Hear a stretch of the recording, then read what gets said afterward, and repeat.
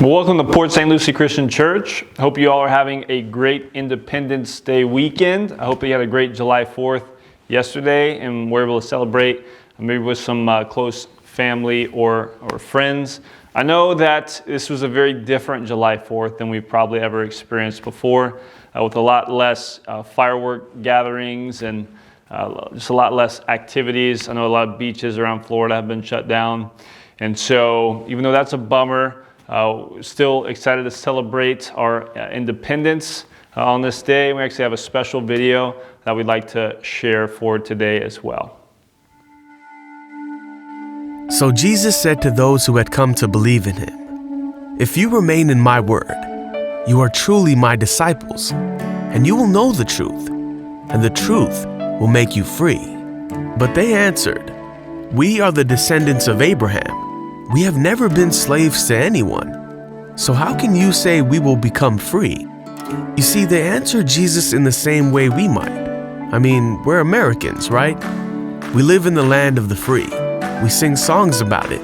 We get together and have parties and fireworks, all to celebrate our nation's freedom. But Jesus was speaking of a different kind of freedom, a freedom that can only be found in him. He answered them, "This is the truth. Everyone who chooses a life of sin isn't free. They are a slave to sin. A slave has no permanent place in the family, but a son or a daughter, they belong forever. So if the Son sets you free, you will be free indeed."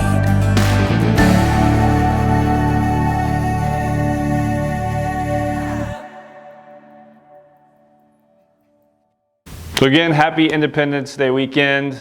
Right now we're going to go ahead and move into our time of worship together. I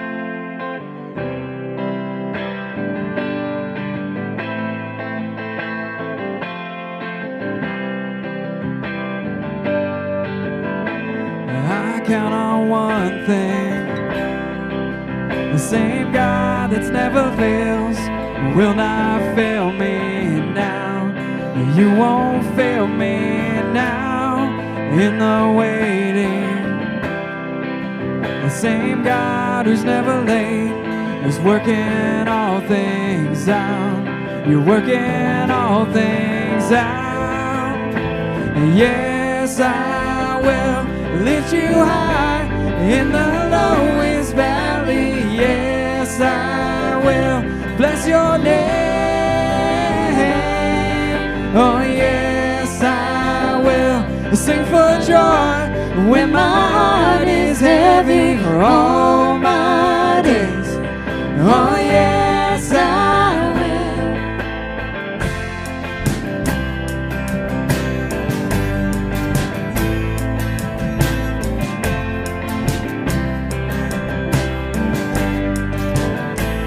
I count on one thing, the same God that never fails will not fail me now.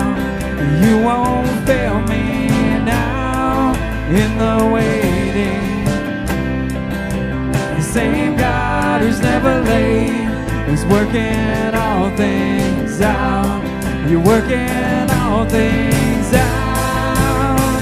Yes, I will lift you high in the lowest valley. Yes, I will bless your name. Oh yes, I will sing for joy when my heart is heavy for all my days. Oh yes, I will for all my days. Oh yes, I will, and I choose to praise, to glorify, glorify the name of all names,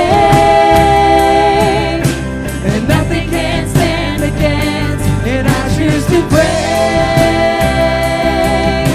to glorify, glorify the name of all names,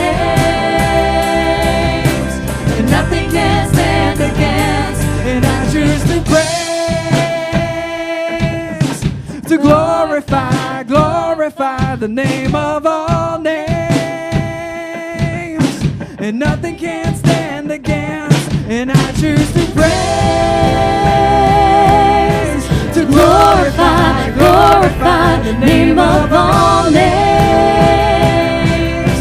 And nothing can stand against. Oh yes, I will lift you high in the lowest valley. Yes, I will bless your name.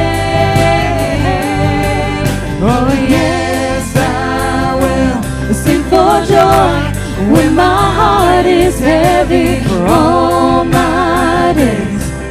Oh yes, I will for all my days. Oh yes, I will for all my days. Yes, I will.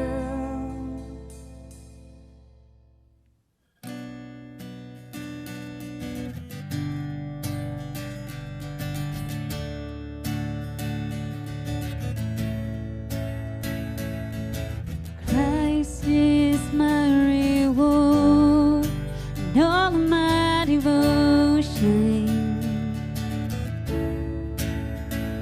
Now there's nothing in this world that can ever satisfy. Through every trial, my soul will sing, no turning back. I've been set free. Christ is enough for me. Christ is enough for me. Everything I need is in you. Everything I need. Sing it out. Christ, my all in all, joy in my salvation. And this hope will never fail. Heaven is a home.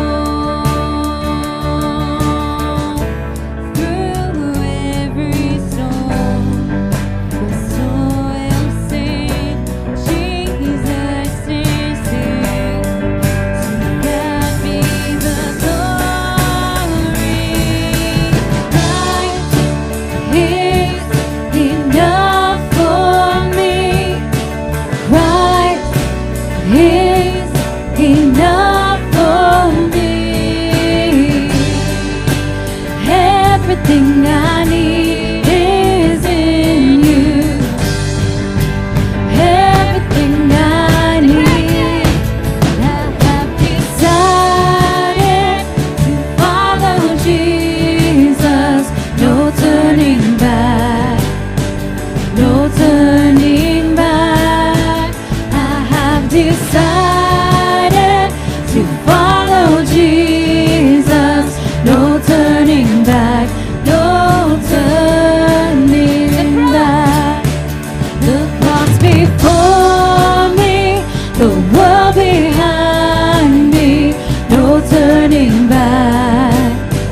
No turning back. The cross before me, the world behind me.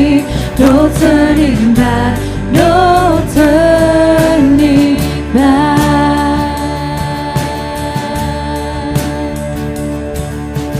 Christ is enough for me. Christ is enough for me.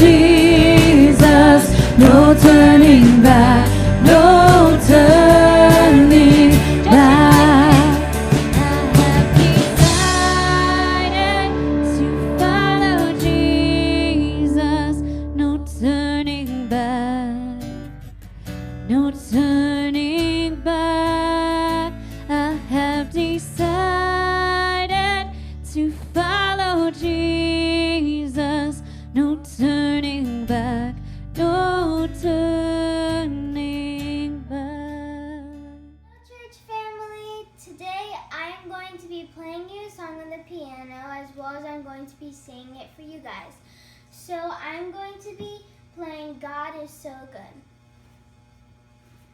God is so good.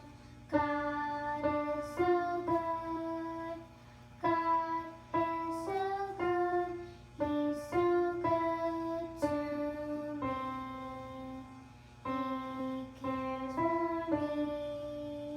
He cares for me. He cares for me. He's so good to me. I love him so. I love him so. I love him so. He's so good to me.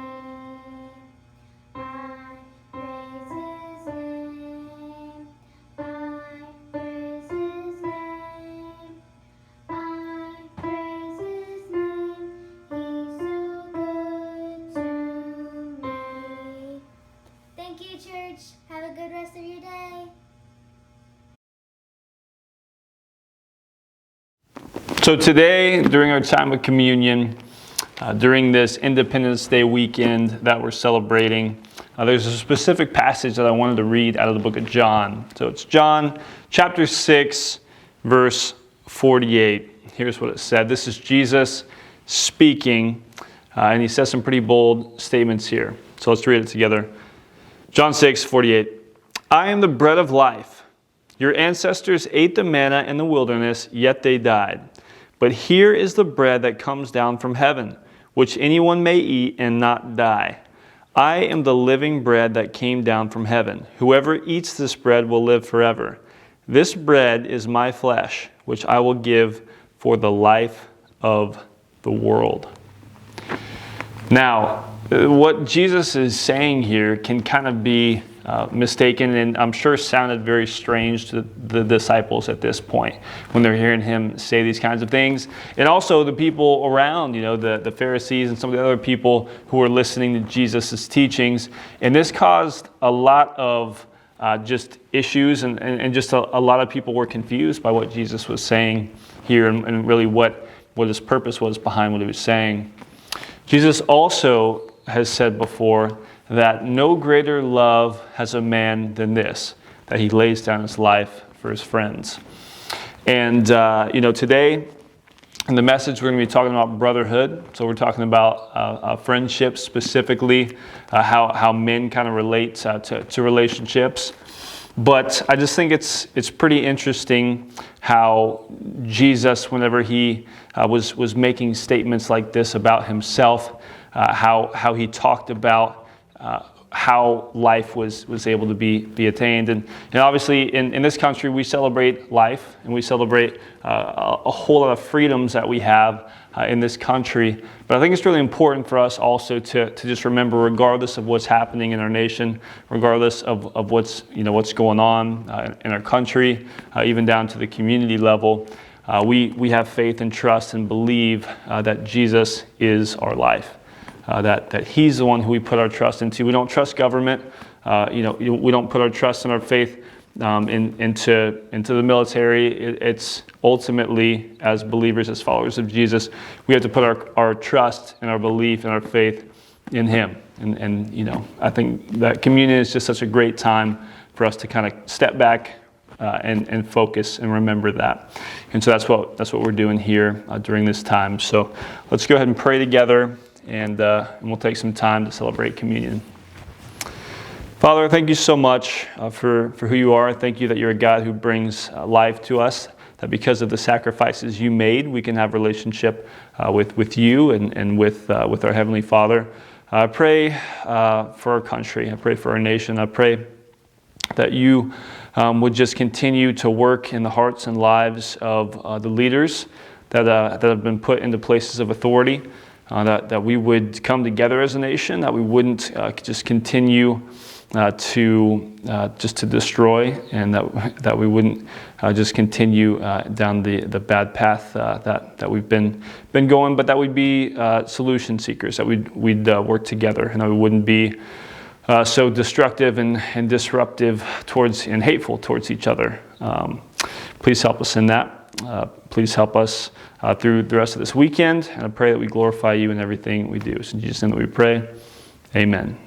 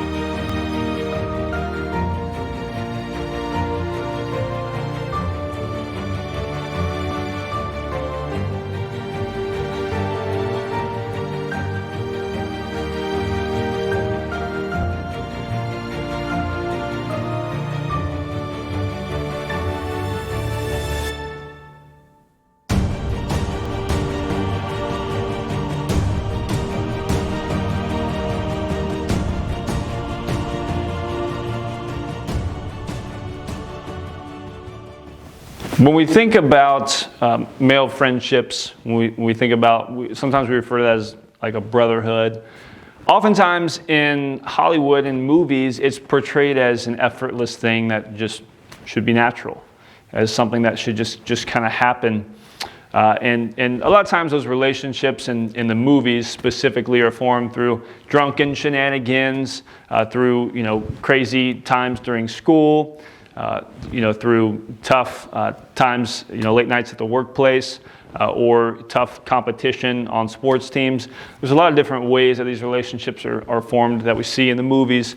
But what's so interesting is oftentimes it's always so natural. Everybody responds in the ways that they should. Obviously, it's not really realistic, right? And if we think about the relationships that the majority of men have, or really the lack of relationships, is probably the better way to say that. It can be kind of startling, and there's been some studies and some polls done that have kind of shed some light on the reality that a lot of men don't have really any friendships or relationships that are close to them. And so that's kind of what we're going to be talking about and addressing. Today we're going to look at 4 reasons for why this is, and kind of what we can do to address it as well. So I know for me personally, that as I've kind of moved into a different phase of life, as I've kind of gone from high school to college, and then kind of moved into marriage, and then now we're kind of starting a family. Going through these different phases, there's just different people that you kind of move into and out of a relationship with, and a lot of that has to do with the transient nature of our world today. A lot of people are moving around more than ever before, and so that's a piece of it. But I think also there's just a big shift that happens whenever a man moves from being single to being married.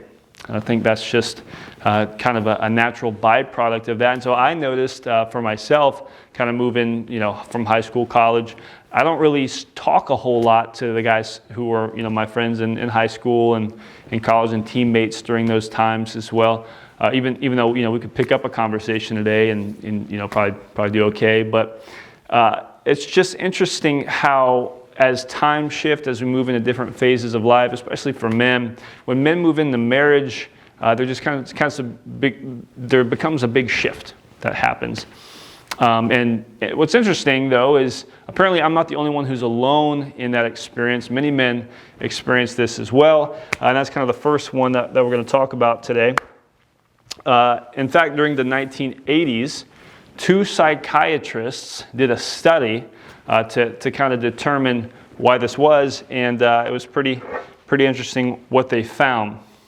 It's actually kind of shocking almost. And it's this: the reason why men struggle to maintain friendships and a sense of brotherhood throughout their lives. And here it is, number 1. Men are more likely to sacrifice friendships to focus on their marriages and careers. Pretty shocking, right? Honestly, if we were to think about it, it's pretty obvious. I think most men kind of have that experience who have been married or have focused even on maybe they haven't been married, but they've just kind of focused more on their careers. Typically it kind of moves from either to kind of one or the other. Guys who are married and have careers, it's kind of both. But one of the psychiatrists, Dr. Schwartz, he said, the men were so caught up in working, building their careers, and being more involved with their children, something had to give. And what gave was connection with male friends. In the book of Genesis, we read a pretty interesting verse. Obviously, we're going back to the Old Testament during the time of creation. But I thought this was an appropriate verse just to kind of put into perspective this reality, but then also to kind of think through and address, okay, what can we do about this? Should it be this way? Are there ways that we can that we should prioritize, friendships outside of that? And we'll kind of talk more about that. Genesis 2, verses 23 through 24 says, the man said, and this is Adam, this is now bone of my bones and flesh of my flesh. She shall be called woman, for she was taken out of man. That is why a man leaves his father and mother and is united to his wife, and they become one flesh. So, when we think about boundaries in relationships, oftentimes we can kind of think of those as being negative. Guys who have, I know and have experienced and been on the receiving and the giving end of a bunch of jokes relating to a guy being whipped. I don't know, you guys have probably heard that before. But basically, whenever he's focused more on the relationship, oftentimes when they're dating, than they are on their past friends, right? So they're more focused on the girl than they are on their buddies or on their teammates who they spent, the majority of their time with before. There's kind of this weird shift that happens with friends, and I think some of that is necessary. I think, especially whenever you're considering something as serious as marriage, you kind of want to spend time with the person who you're going to be spending the rest of your life with, right? I think so. I think it's important to kind of get to know them and spend time building and developing a relationship, for sure. I think, unfortunately, though, after that phase, a lot of times when guys kind of move from that into marriage, there's just a continuing decay of male friendships and relationships, just because not a whole lot of intentionality is placed on it. And I think that's probably the worst part worst byproduct of it is that because men, we do need relationships with other men. We need friendships just to be able to talk and to have somebody to kind of be accountable to and to talk about life stuff with. Not everything is necessarily beneficial or helpful to talk with your wife about. Sometimes you don't want to bring that stress on them with something that you're going through or talking about, and so I think a lot of times it can be really helpful and important to have those male friendships as well. But I think that's one of the byproducts of it. So that's number one. Number two is men tend to bond around experiences, not talking about their emotions. Again, I think this is kind of obvious. I think many men would say this is true. Male friendships typically are characterized more like shoulder to shoulder. Like we're going to do something together versus women who are kind of more face to face. So women like to build relationships talking to each other, talking about emotion. Men are more like, hey, let's go do something. Let's build something. Let's, play basketball, whatever it is. Do something together and then kind of share a relationship that way versus let's talk it out. So very, very different. That's just kind of the way we're wired, and we'll talk more about that a little bit later. But yeah, I think the natural differences between a man and woman are really important to know and important to talk about and realize, because that's the way that we relate to one another is kind of largely in due because of that. And so.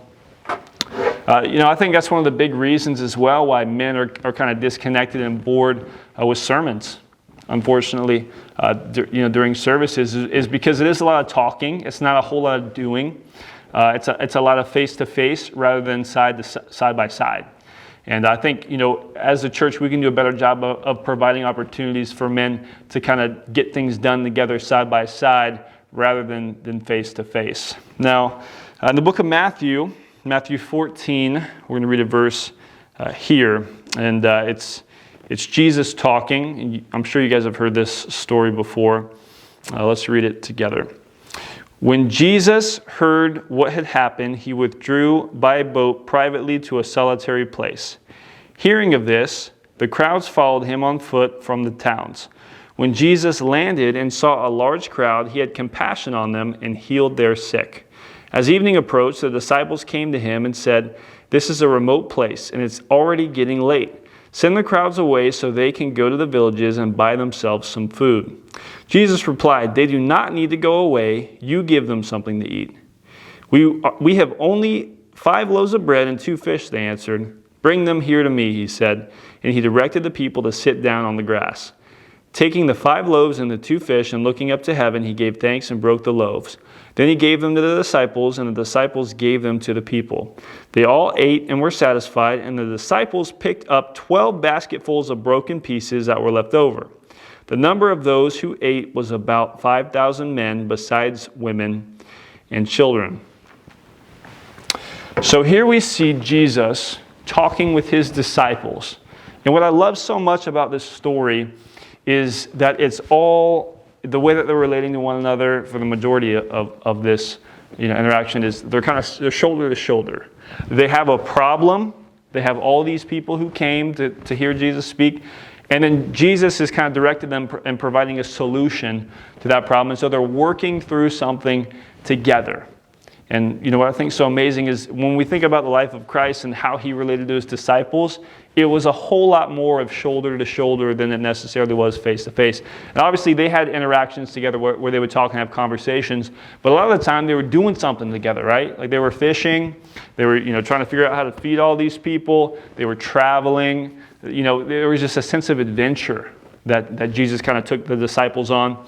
And there obviously was a sense of great gain and potential for the future for them. Obviously, they're thinking this guy's the Messiah who's going to fix all their problems. I mean, there's just so many amazing and interesting dynamics that we can think about how Jesus related to and worked with his disciples. But I think that's a very important point and one that we can't miss, is that oftentimes just the way our churches are structured, it doesn't provide a really great opportunity for men to connect shoulder to shoulder, and I think we can do a better job with that. All right, let's move on to the third point. Number 3, men aren't prone to sharing. A study of over 2,000 people showed that men are more likely to think of sharing their problems or issues as weird or a waste of time. So men, we don't like to share our emotions. We don't like to share our feelings. And, in many marriages, a lot of times wives are frustrated by this. And, men, I think that we can kind of, obviously we see and know the differences between the way that we want to solve problems and the way our wives want to, right? They want to kind of like talk it out, have long conversations. We're just like, let's just solve the problem, move on. Why do I need to talk about how I feel about it? Here's the issue. Let's just get it done. Let's move on, right?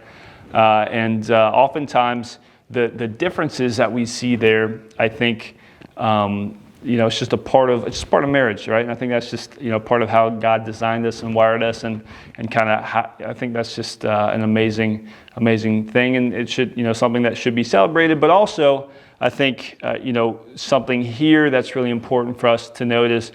Just because, just because something may make us uncomfortable doesn't mean we should shy away from it and be afraid of it.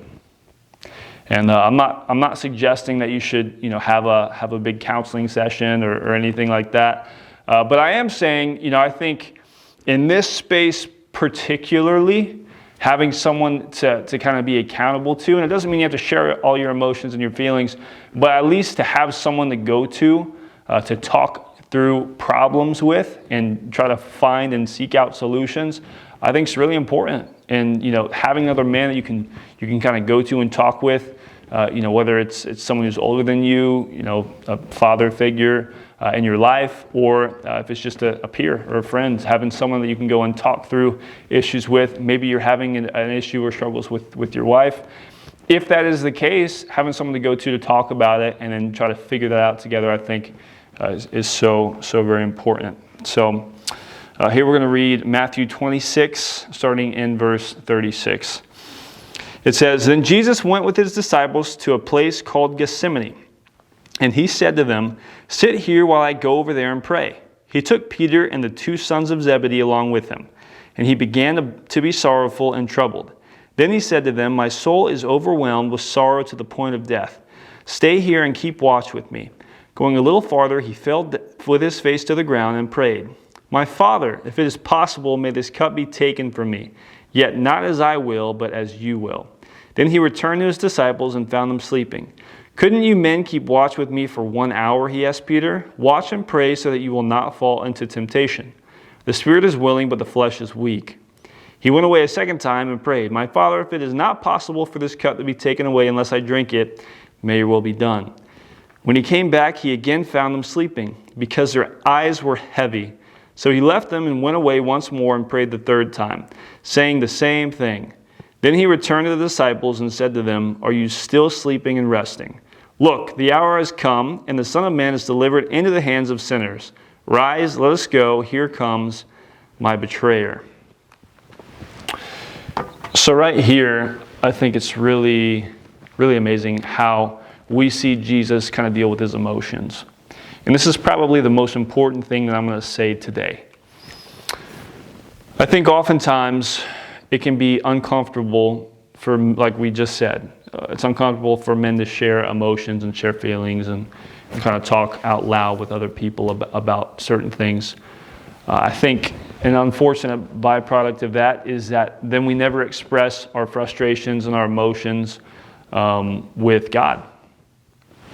And I think that's the most important thing, and the thing that a lot of men lack in their lives is having a prayerful heart towards frustrating times. When things are going bad, when things are difficult, the best thing for us to do is to turn to God. But oftentimes, I've been guilty of this, we play the blame game. And instead of going to God, we kind of blame God and move further away from him. We do the whole, God, why me scenario, and which really isn't helpful anyways. I know that I've done it before, so I understand that for sure. But really, I think that's the most just damaging thing about the fact that oftentimes men don't feel comfortable about sharing emotions and talking through things. Is not necessarily because, we can talk with friends, we can talk with family members, even we can talk to other guys about it, but the one who knows us better than anybody else, we're not willing to share or talk with. That's really problematic. And Jesus obviously valued that, found strength in that. And so I think us encouraging our men to do that, to be intentional about that, I think is so important. And so that's number 3. The last one, number 4, and this is kind of more of a scientific reality, but one I think we should bring up and talk about. Number 4, men's brains may not be wired for as much connection. So a 2014 study found that males had stronger neural connections in the parts of the brain responsible for perception and action, while females had better connectivity along the neural pathways linking analytics to intuition, 2 areas heavily used in interpersonal connection. So what are we saying here? We're saying that there are differences between men and women. And obviously, again, I believe that that's something that's intentional. I think that that's the way that God made us. And I think it's something that should be celebrated. It is, of course, obviously something that we have to work through and address and understand the differences, not hate on them or belittle them on either side, but to kind of work together. And that's the whole point of marriage, right? Is the two becoming one. It's 2 different people with different personalities and different thoughts and different ways of thinking coming together and becoming one. And obviously that's by God's design. So here in this section, we're going to go back to Genesis again, Genesis chapter 5, verse 1, and it says this: "When God created mankind, He made them in the likeness of God. He created them male and female, and blessed them, and He named them mankind when they were created." So here, even from the beginning, there's been a clear distinction between men and women. There are clear differences, and even though, again, our current culture wants to kind of blur those lines, there are differences. And again, I don't think those should be discriminated upon. I don't think those should be belittled. I think those should be celebrated and respected as well. So I want to wrap up today with a passage in the book of 1 John. It's 1 John chapter 1, verse 3. And this will kind of be how we'll wrap up today. It says this: "We proclaim to you what we have seen and heard, so that you also may have fellowship with us. And our fellowship is with the Father and with His Son, Jesus Christ. We write this to make our joy complete." So even though we as men may not prioritize friendships and relationships outside of the one, with our spouse, it's pretty evident and pretty clear, aside from all the scientific studies and research that's been done to show, that men, we need friendships, with other guys to be healthy. Besides all that, from a biblical standpoint, from just looking at what God tells us, it's so very important that we continue to invest in relationships, that we continue to do that we continue to build up a strong brotherhood and strong relationships with other guys is so important, especially now during this time of social distancing and isolation and all these things that would try to keep us all apart. I think it's more important than ever that we're really intentional with the other men that we have in our lives. To invest in relationships with them, to build them up, to be accountable with them. There's just so many benefits from having, like-minded believers and friends in your life that can pour into you and that you can speak into as well. It's so valuable. It's so important. And so I kind of wrap up with two points here. The first is for the ladies, for the women. How can you encourage the men in your lives to invest in relationships with other men? So that's first. The second is, men, how can you be a better friend to another man today? The men in your lives, who you're friends with, how can you be a better friend to them and invest in them and in their life and into friendship with them. What's something you can do to do that? Be intentional about that this week, and really just kind of build up, a stronger brotherhood and just friendship with them. I think this is important. Even though whatever, be safe, all that stuff. But however you have to do it is what I mean. Whether it's on the phone or whatever. I understand all of that, but so important that we stay connected and that we continue to encourage and uplift one another in that way. So with that, I'm going to go ahead and pray, and we'll be done for today. Father, thank you so much for who you are. Thank you for the ability that we have to be in relationship with one another. I'm so thankful that you created this amazing community of the church. And it's just so interesting how true it is that we need each other. We need you. We need relationships with one another. We need to love one another, and we need to love you. Those are the two commands that you gave us to follow, and that pretty much sums it all up. And so, again, we're so thankful for you and the ability that we have to be in relationship with you and also with each other. So in Jesus' name that we pray, amen.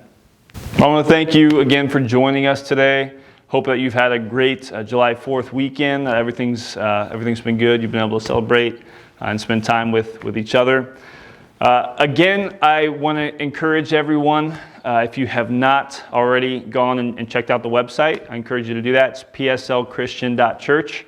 We're going to continue to make updates to that. We should have some more updates coming soon with some new pages and stuff that we'll fill out on there. And then also, obviously, all of our messages are going to be available online in the future, so you can always find them there or the YouTube channel. And it, if it's a benefit to you and you'd like to share it, I would encourage you to do that as well. And if you have any suggestions for things that you'd like to see on there, or maybe ways that we can make it better, more interactive for you, shoot me an email.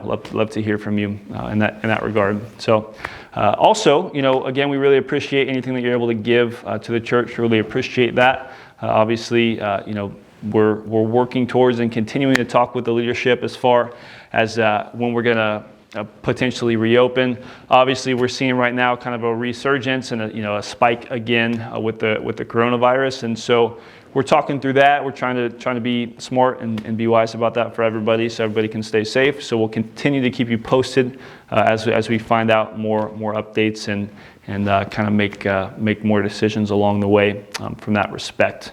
So, again, thank you so much for joining us today. Hope you have a great rest of your weekend, and we'll see you next week.